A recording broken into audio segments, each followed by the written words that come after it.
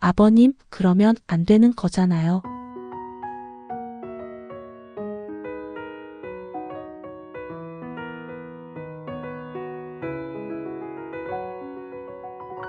그날 밤 저는 아무 말도 할 수 없었습니다.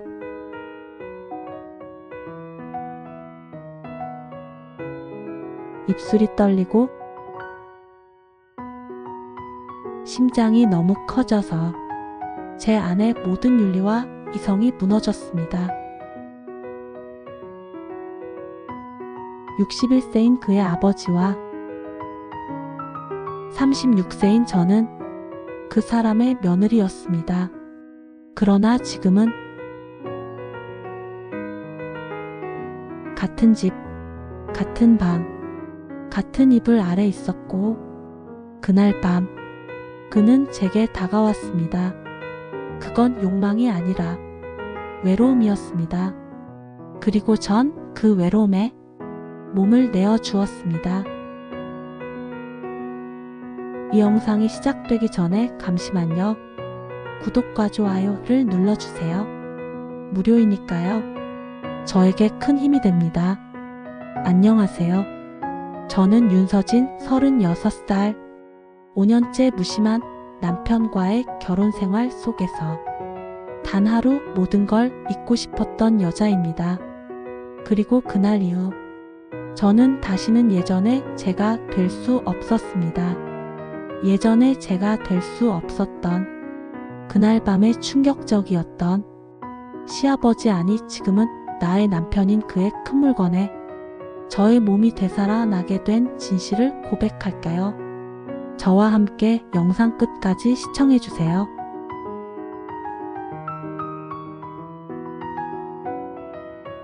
결혼한 지 5년, 남편은 언제나 바빴고 늘 컴퓨터와 핸드폰만 봤습니다.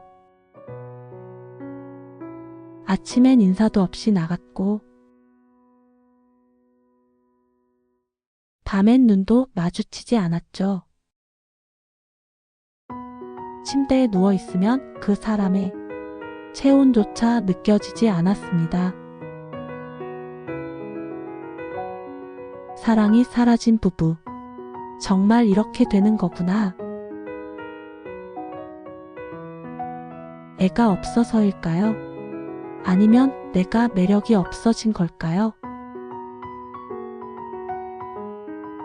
하루 종일 혼자 있고 밤이면 혼잣말을 했습니다. 나 진짜 여자가 맞나?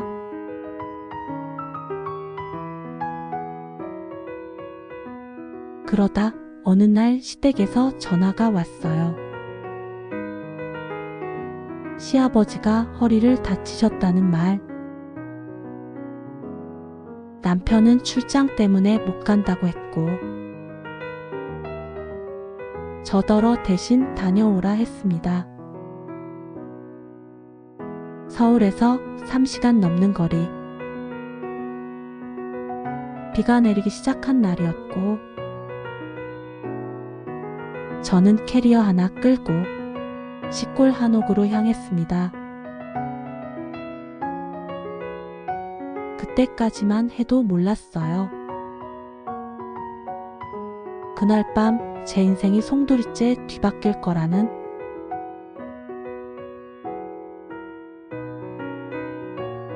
버스에 올라타서 휴대폰에 이어폰을 꽂고서는 조용한 음악을 들으면서 시아버지와 단둘이 어떻게 지내야 할지 걱정도 되면서 잠시나마 남편과 떨어져서 산다는 거에 마음이 홀가분한 기분도 들었습니다. 그런저런 생각을 하다가 잠이 들었습니다.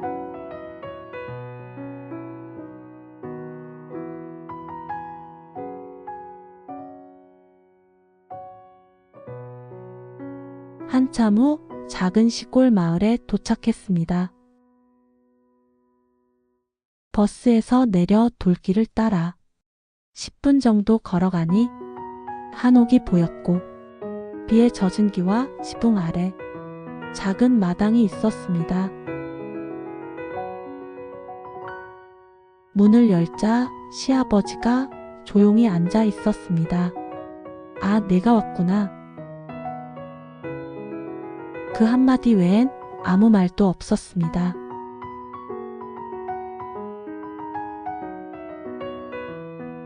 그의 얼굴은 여전히 단정했고 눈빛은 어딘가 깊고 어두웠습니다.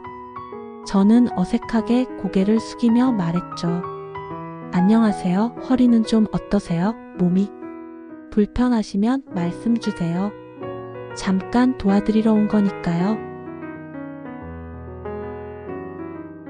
그는 고개를 끄덕이며 짧게 말했습니다. 고맙다. 여기까지 오느라 힘들었지. 허리는 조금 나아졌어? 라며 들어가서 쉬라고 하더군요.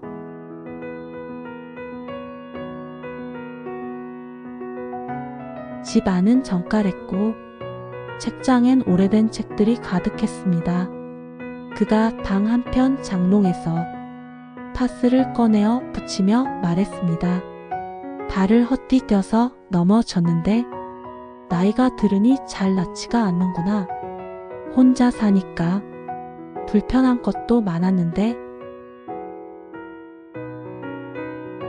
내가 와줘서 도와준다니 고맙고 미안하구나 하면서 나의 얼굴을 쳐다봤습니다. 나는 괜찮아요 하면서 얼굴을 숙였고 그의 따뜻한 말에 가슴이 나도 모르게 뛰었습니다.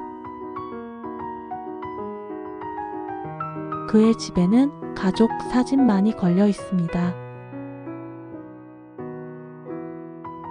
다만 낡은 화분과 라디오 그리고 서가에 꽂힌 책들만 조용히 삶의 흔적을 말해주고 있었습니다. 혼자 사시는 거 많이 외롭지 않으세요? 그는 창밖을 보며 짧게 말했습니다. 처음엔 많이 그랬지. 아내가 떠나고 적막해지더군. 근데 적막도 익숙해지면 그냥 배경음 같아. 이젠 조용한 게 편하지. 그날 저녁, 우리는 말없이 밥을 먹었고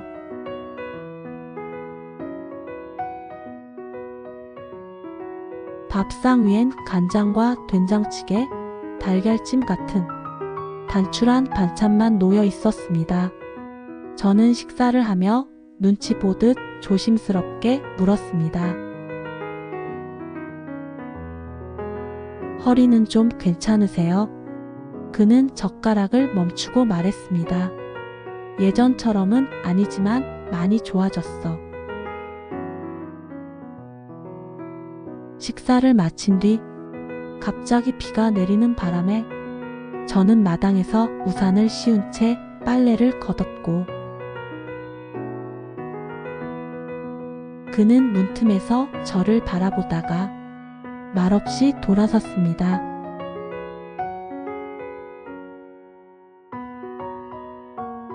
밤이 깊고 한옥의 얇은 벽 사이로 두 사람의 숨소리만이 느껴지던 그 밤. 그리고 어느 순간부터 서로의 시선이 조금씩 달라지기 시작했습니다. 다음날 아침 창문 너머로 부슬비가 계속 내리고 있었습니다. 거실로 나왔을 때 시아버지는 묵묵히 책을 넘기고 있었고 나는 조용히 부엌 쪽으로 걸어가 아침 식사 준비를 하였습니다.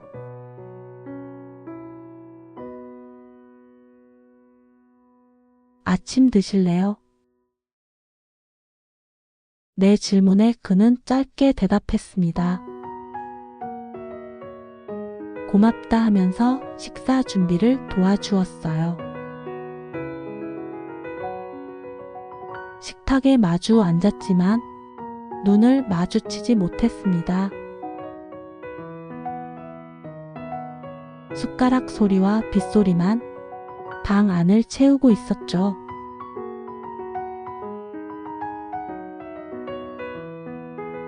이틀째 둘만 있는 집, 말은 없었지만 묘한 긴장감이 흐르고 있었습니다. 오전 내내 나는 마루를 닦고 장독대 주변을 정리했습니다. 그는 작은 손도끼로 장작을 쪼개고 있었죠. 일을 하다 잠시 마주친 순간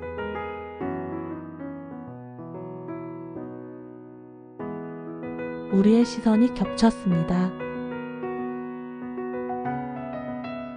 그는 눈을 피하지 않았고 나도 피하지 않았습니다. 그 눈빛은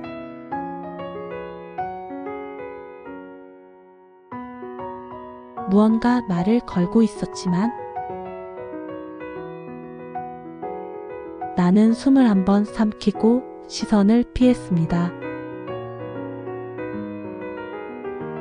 무슨 말이라도 꺼내려는 듯 입을 열었다가 괜히 불편하게 만들까 싶어 다시 닫았습니다. 그도 마찬가지였습니다. 서로 입술을 달싹이다가 결국 아무 말도 하지 못한 채 그 순간은 그렇게 지나갔습니다. 그날 저녁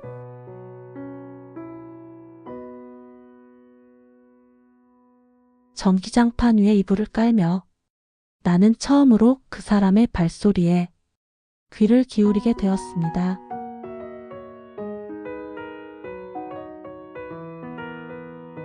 한옥은 얇고 방은 가깝고 심장은 조용히 그러나 빠르게 뛰기 시작했습니다. 그날 밤 창밖에선 여전히 비가 내리고 있었어요. 한옥의 얇은 창살 사이로 찬 기운이 스며들었고 방 안은 조용했지만 그 조용함 속에 묘한 긴장감이 가득했습니다.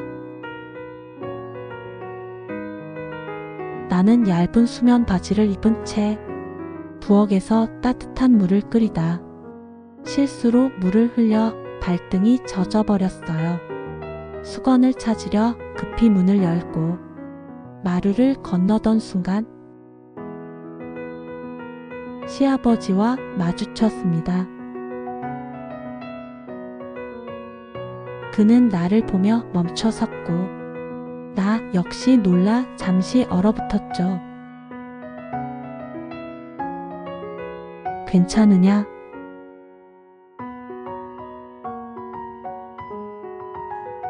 그의 말에 고개를 끄덕였지만 표정이 이상했어요. 그는 조심스럽게 다가오더니 내 젖은 발을 바라보며 수건을 가져와 말없이 닦기 시작했습니다. 그의 손길은 거칠면서도 조심스러웠고 나는 갑작스레 심장이 빠르게 뛰기 시작했어요.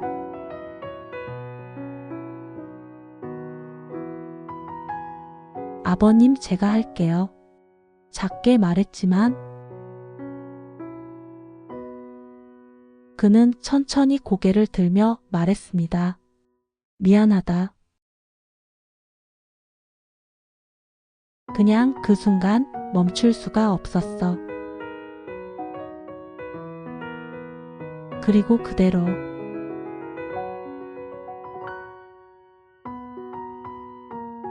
우리는 서로를 바라보며 아무 말 없이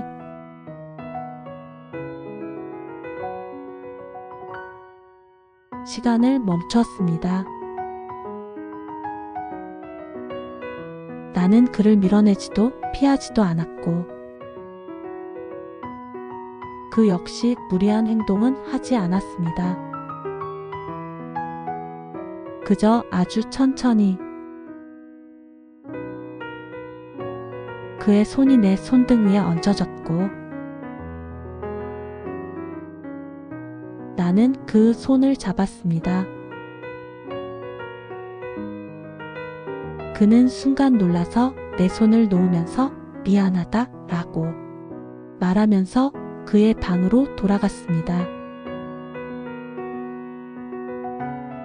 방으로 돌아온 뒤 나는 혼란스러웠습니다. 이건 죄일까? 아니면 감정일까? 몸은 떨리고 그 사람의 발걸음 소리가 내 방문 앞에 멈췄을 때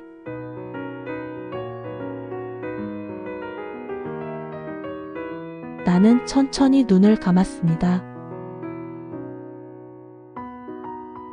문은 열리지 않았습니다. 하지만 그 밤 이후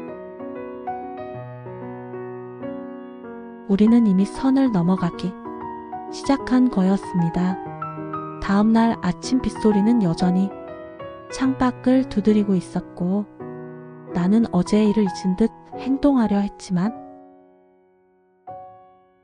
몸은 기억하고 있었습니다. 시아버지는 평소처럼 책을 넘기고 있었지만 우리 사이에는 분명히 어제와 다른 공기가 흘렀습니다.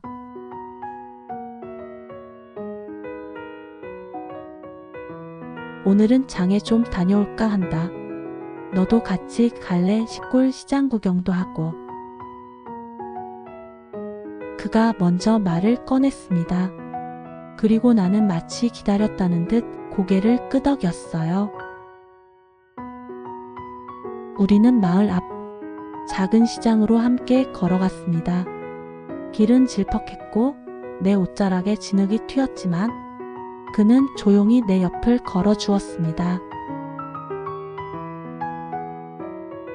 마치 부부처럼 시장을 돌아다니면서 장도 보고 식당에서 칼국수를 맛있게 먹었습니다. 그리고는 시아버지는 가볼 데가 있다면서 저를 데리고 간 곳은 조그만한 금은방이었습니다.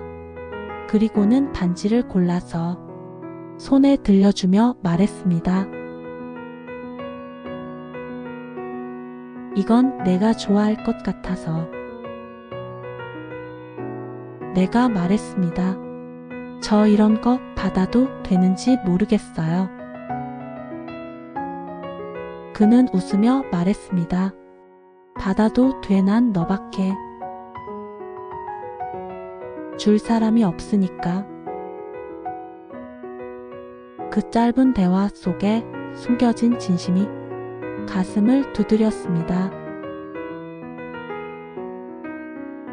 집으로 돌아와 장을 정리하고 나서 우리는 마주 앉아 차를 마셨습니다. 정적은 길었고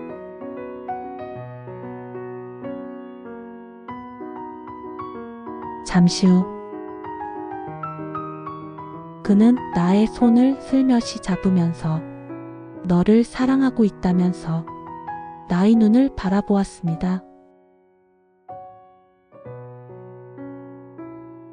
저는 이러시면 안 된다고 하면서도 그의 손을 놓지 않고 오히려 말과는 다르게 그의 손을 꼭 잡고 있었습니다.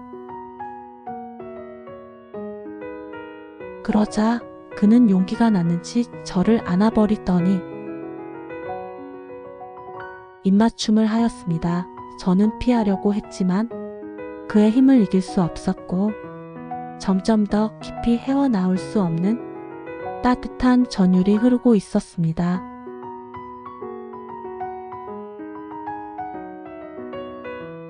그리고 그는 나를 데리고 방으로 들어갔습니다. 우리는 서로를 바라보다가 말없이 이불 위에 앉았습니다.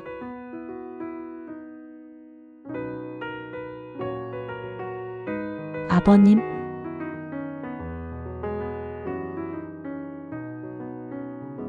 나는 말했어요.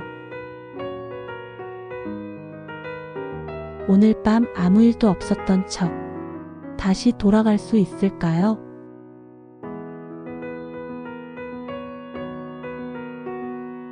그는 대답하지 않았습니다. 다만 조용히 나를 안았습니다. 그리고 그 순간 우리의 입술은 마침내 서로를 향해 천천히 다가갔습니다. 그의 입김이 내 볼을 스치고 굳게 담은 내 입술은 그의 손끝이 닿는 순간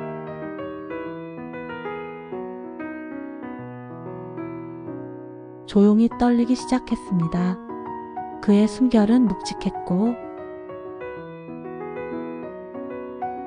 가슴은 넓고 단단하게 내 몸을 감쌌습니다.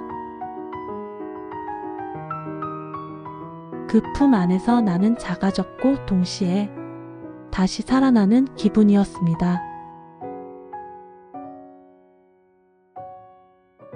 그가 내 허리를 감싸 안으며 조심스레 몸을 눕혔을 때 그 안에서 느껴지는 커다란 존재는 그저 육체가 아닌 외로움과 욕망이 결집된 무게처럼 느껴졌습니다.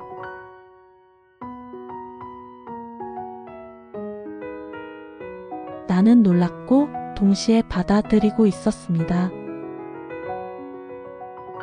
그의 손끝이 내 목선을 타고 내려오고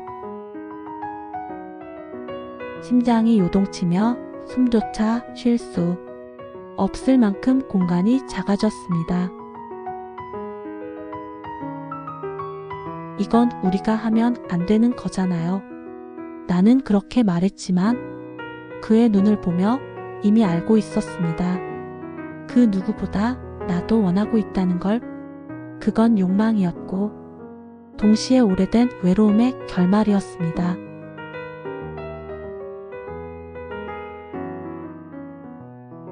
처음 닿은 입술은 조심스러웠지만 금세 숨결이 얽히고 손끝이 떨리며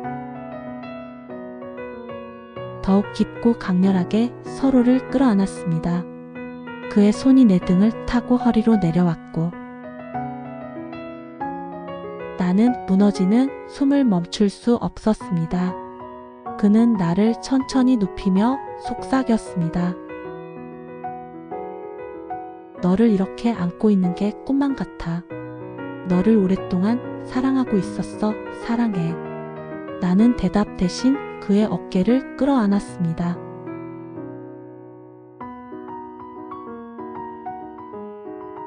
그의 무게가 내 위에 실리고 그 따뜻한 온기와 숨결이 가슴 위로 전해질 때 내 몸은 스스로 그를 향해 열리고 있었습니다.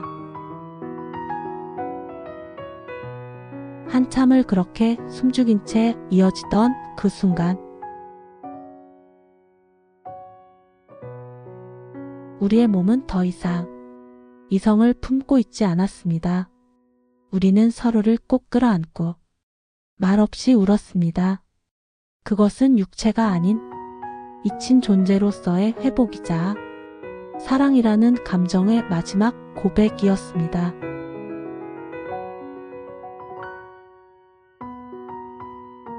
세상에서 가장 금기된 이름으로 그러나 누구보다 조용하고 간절하게 아침 햇살은 희미했고 장맛비는 멎어 있었지만 방 안은 여전히 조용했습니다. 나는 느리게 눈을 떴고 곁에 있던 이불 속 온기는 이미 사라져 있었습니다. 한동안 가만히 누워 있었습니다. 어젯밤 그가 남기고 간 체온, 그 침묵 속에서 느껴졌던 숨결, 그리고 내 몸에 새겨진 감각. 진짜 꿈은 아니었구나. 조심스레 방문을 열었을 때 그는 마당에 나가 장작을 정리하고 있었습니다. 늘 하던 일처럼 아무 일도 없었던 듯한 그 움직임이 더더욱 나를 혼란스럽게 만들었습니다.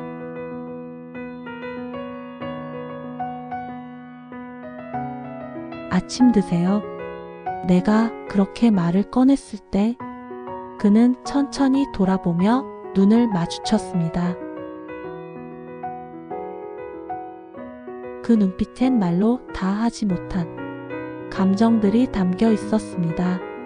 죄책감과 안도, 그리고 멈출 수 없는 인정. 식탁 위에 조심스럽게 숟가락을 놓는 그 모습.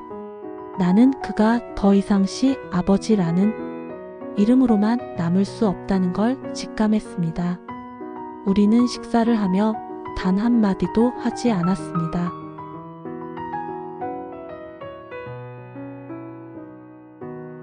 그러나 젓가락이 내 접시를 향해 움직였을 때 그 손등이 내 손등과 부딪히며 순간 숨이 막힐 듯한 침묵이 다시 빵 안을 감쌌습니다. 그날 이후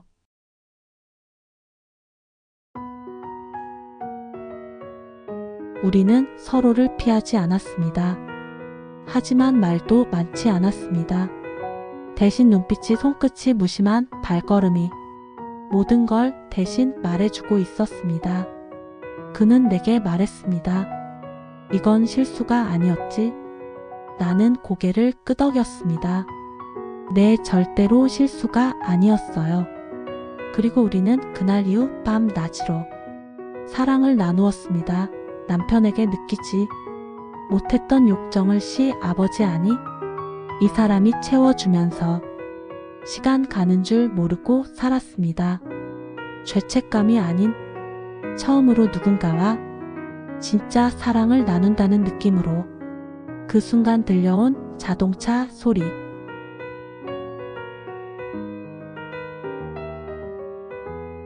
나는 칼을 내려놓고 마당을 향해 고개를 돌렸습니다. 한참 보지 못했던 그 익숙한 번호판. 남편이 돌아온 것이었습니다. 그는 아무 예고도 없이 짐을 들고 현관문을 열고 들어왔습니다. 아버지, 저 왔어요. 그 순간 나도 그도 동시에 굳어버렸습니다.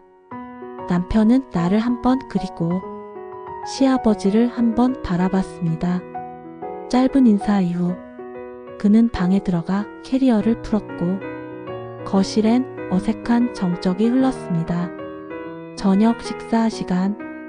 우리는 세 사람이 나란히 앉았습니다. 남편은 숟가락을 들며 말했습니다. 오랜만에 셋이 밥 먹네.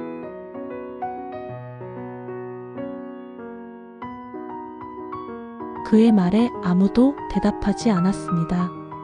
나의 눈은 그를 보고 있었지만 내 안의 모든 감각은 그 옆에 앉아있는 그 사람에게 가 있었습니다. 그날 밤 남편은 평소처럼 자기 방에서 잠이 들었고 나는 한참 동안 거실에 앉아 불 꺼진 마당을 바라보고 있었습니다. 그는 다가와 작은 담요를 내 어깨에 덮어주고 말했습니다. 괜찮을 거야. 나는 눈을 감고 고개를 끄덕였습니다. 그러나 마음 한켠에선 이건 끝이 아니라 시작이구나 하는 예감이 들었습니다. 며칠이 흘렀습니다. 남편은 집에서 일하는 날이 많아졌고 그는 거실에서 노트북을 보며 회의 통화를 이어갔습니다. 나는 마치 아무 일도 없던 듯 식사를 준비하고 그는 식사만 마치면 바로 방으로 들어가곤 했습니다. 그와 나 서로를 피하는 듯 하면서도 가끔 교차하는 시선 사이에선 여전히 지워지지 않은 지난날들 밤의 잔상이 남아 있었습니다. 남편이 친구를 만난다며 나갔던 날 시아버지는 마루 끝에 앉아 있었고 나는 조심스레 다가가 옆에 앉았습니다. 우리는 아무 말 없이 한참을 마루에 앉아 있었고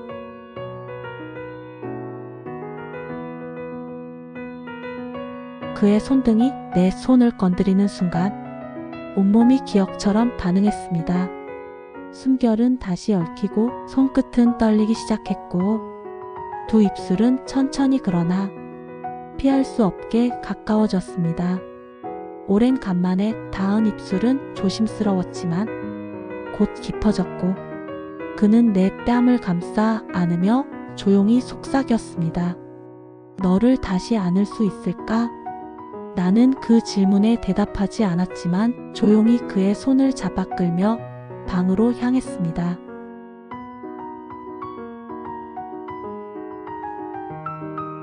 이불 위 우리는 다시 마주했고 그는 조심스레 내 옷깃을 풀며 지난번보다 더 부드럽고 천천히 마치 나를 기억하듯이 몸을 어루만졌습니다. 나의 몸은 미칠 듯이 황홀감에 빠졌고 숨을 쉴 수가 없었습니다. 목소리는 마을 밖에서도 들릴 정도로 절정을 향해 가고 있었습니다. 나는 그 위에서 그리고 그 안에서 온전히 한 여자가 되어가고 있었습니다. 그날은 햇살이 유난히 따뜻하게 내리던 날이었습니다. 나는 부엌에서 두부를 썰고 있었고 그는 마당에서 텃밭을 정리하고 있었어요. 이건 금기였지만 동시에 나의 모든 감각이 원한 유일한 순간이었습니다. 우리는 땀을 식히며 그의 품에 안겨 있었고 그는 잠시 말이 없었고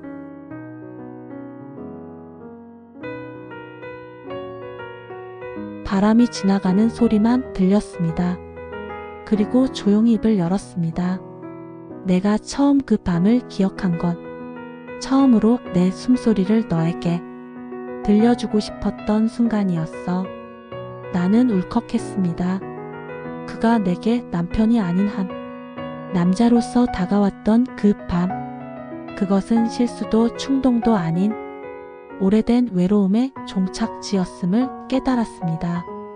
나는 더 이상 그 사람 옆에 설 자신이 없어요. 그는 고개를 저으며 말했습니다. 넌 잘못한 게 아니야. 단지 마음이 가는 길을 택한 것뿐이야.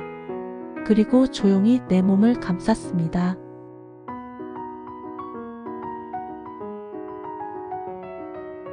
그날 밤 나는 남편에게 이별을 고했습니다. 우리 이제 각자 갈 길을 가자. 남편은 놀란 듯 했지만 이미 오래전부터 우리 사이가 끝나 있었음을 알고 있었습니다. 나는 짐을 싸지 않았습니다. 떠나야 할 사람은 그가 아니었기 때문입니다. 시아버지 아니 이제는 그 사람과 함께 나는 처음으로 내 인생의 길을 선택했습니다. 모든 것이 끝났다고 생각했던 그 순간부터 내 인생은 처음으로 시작되었습니다. 세상의 시선, 윤리, 도덕, 가족이라는 틀 속에서 나는 오랫동안 스스로를 잊고 살아왔습니다. 하지만 그와 함께했던 그 밤들, 그 손끝과 시선, 그리고 아무 말 없는 따스한 온기 속에서 나는 처음으로 나 자신을 사랑하는 법을 배웠습니다. 사람들은 말하겠죠. 그건 잘못된 사랑이다. 어떻게 감히? 하지만 그 누구도 그 밤 이불 속에서 조용히 울던 나의 심장을 대신해주지는 못합니다. 우리는 더 이상 숨지 않기로 했습니다. 더 이상 도망치지 않기로 했습니다.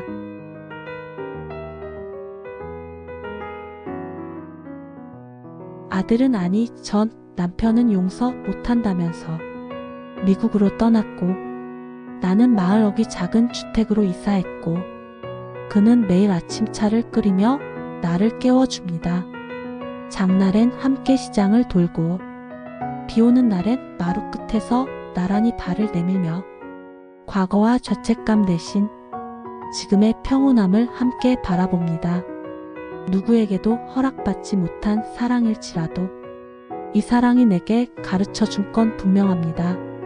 사랑은 때로 늦게 오고 때로는 틀린 모습으로 찾아오지만 내가 살아있다는 걸 느끼게 해주는 단 하나의 증거다. 그 사람은 아직도 내게 말합니다. 너는 내가 끝까지 지키고 싶은 여자야. 나는 웃으며 대답합니다. 나도 그래요. 당신이 내 마지막이고 내 시작이에요. 그렇게 우리는 끝에서 다시 시작했습니다. 이 이야기가 마음에 닿았다면 좋아요와 구독 부탁드립니다. 시청해주셔서 감사합니다.